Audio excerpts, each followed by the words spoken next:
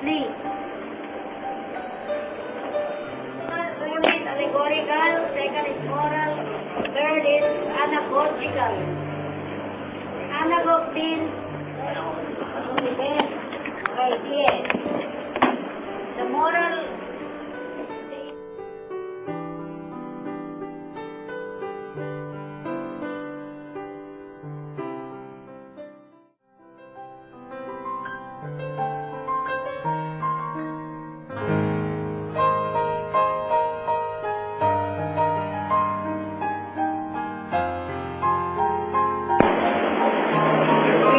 reality elements in terms of their eternal significance. Ano ba talaga ang panggunan ko?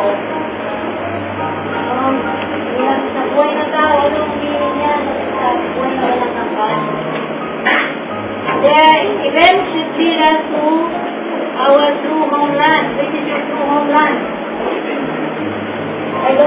I don't call it heaven. Because today, heaven pag nagsasyabu. Heaven pag maraming babae at lalaki. Heaven pag maraming pera. We call it